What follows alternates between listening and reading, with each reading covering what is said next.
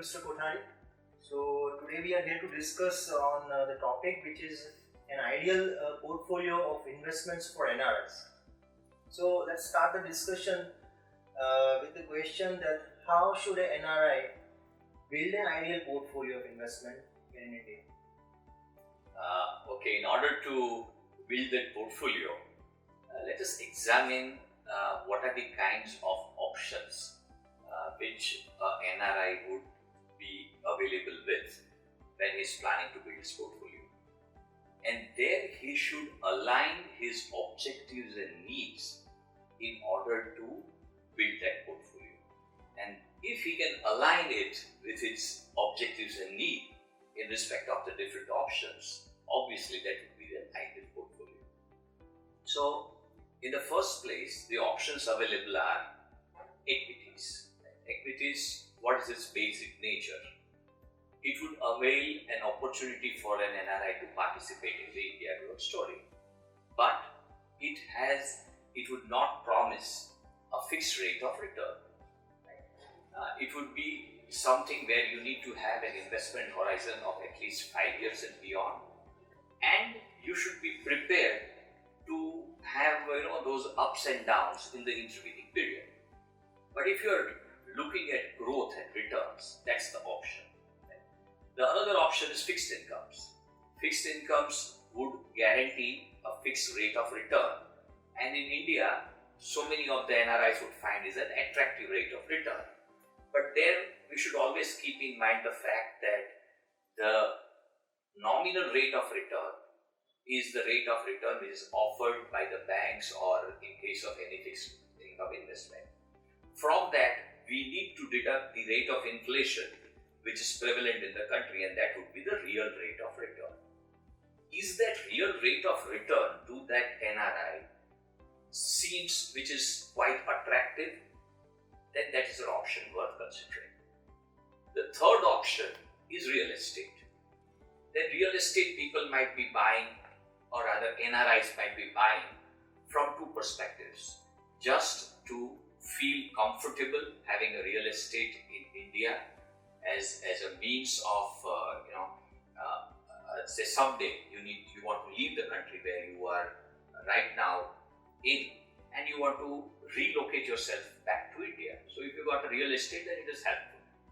So that is something which is predominantly in people's mind when they buy real estate. So that falls as a major part of allocation. Then some people look at real estate as a means of returns. Then the fourth and the last major option is investing into some business, which is a greenfield business or a brownfield business, where you start your own business or you participate or partner with somebody in an existing business. So one needs to balance between all these things in keeping with, as I said, their own objectives and their own needs. That is the way you need to construct an ideal portfolio rather than doing something here and there. So, will the consideration of building an ideal portfolio for an NRI may change depending on the country from which the NRI belongs to? In my view, definitely it should change. Because if the non-resident Indian is located in a country which is like maybe a Middle East or Africa, then as I said earlier, they would definitely, and for right reasons, would like to have some real estate in India, maybe a residence, maybe some place of business or something like that, depending upon the status of the financial status of the NRI. So then he would think like that. That's one. Two, he might go for having a fixed income investment in India as a means of safekeeping of his funds in India. So his perspective might be different. Then comes the part where growth-oriented investments are involved. When it comes to growth-oriented investments, the NRIs in the Western world and the NRIs who are into the Middle East and Africa after their considerations of real estate and interest, they both stand at par. So there, the return, the kind of risk which it offers, but it is something where they will be able to participate in the India growth story. So for the Western world, in my perspective, equities is something which is worthwhile. Real estate is something which is going to be a hassle for them to manage unless they have got infrastructure and setup. So equities for growth reasons, fixed income investments better in the country where they are right now rather than bringing the money all the way to India. So for the Western world, the developed markets, equities is the place. As far as NRIs from Middle East and Africa, it is real estate, fixed income and also equities. Okay. So we, as per your thinking, that we can build an ideal portfolio into equities, real estate, and some fixed products as well. So if you can just highlight a little bit on the taxation part of all these options, that will be okay. Sure. So I will give you a broad perspective. So when it comes to equity investment in India, whatever routes you take, if they are listed equities, and that is the place where major investments happen. So there, if it is a listed equity and if the investments are held for a period of 1 year, then it is a short-term capital gain. It will be taxed at 15%. It is a flat rate of tax. And if those investments are held for a period beyond 1 year, they will be taxed at 10%, which is also a flat rate of tax. Then when it comes to fixed income investments, if the balances are, or rather fixed deposits are in the NRI mode or FCNR mode, which is non-resident external account or foreign currency non-resident account, wherein under the FCNR account you can place fixed deposits even in foreign currencies with the Indian banks, money sitting in India. Those interests are completely tax-free. As far as debt-based mutual funds are concerned, they are taxed at a flat rate of 10% if the investments are held beyond a period of 3 years.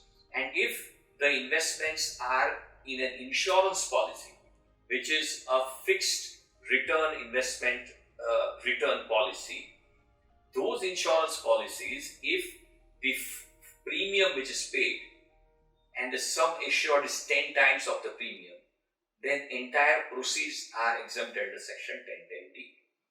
As far as real estate is concerned, then whatever are the assets which are held, by and large, if they are held for a period of 2 years and then they are sold, then it would be short-term capital gains. It would be taxed at slab rate. Beyond 2 years, it will be taxed at a flat rate of 20%, but that is after indexation to the cost price.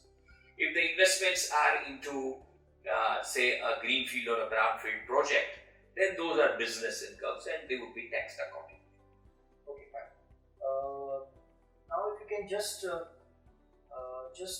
give your thoughts on repatriating the funds back to our home country of an NRI, then that will be right.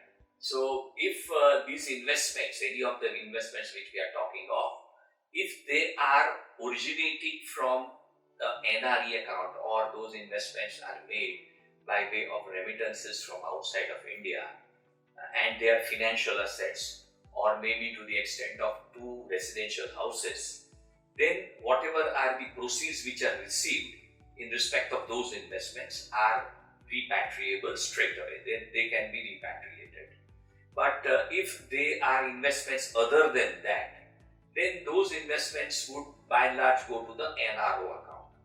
So when those monies go to the non-resident ordinary account, then from the balance of the NRO account, monies can be repatriated outside India under a scheme of the Reserve Bank of India, under which $1 million per person per year can be repatriated after payment of appropriate taxes, certification by the chartered accountant. Bankers would transfer either into the NRE account or outside of India. Thank you so so much, Mr. Kothari, for giving an overview on building the ideal portfolio for NRIs. Thank you. My pleasure.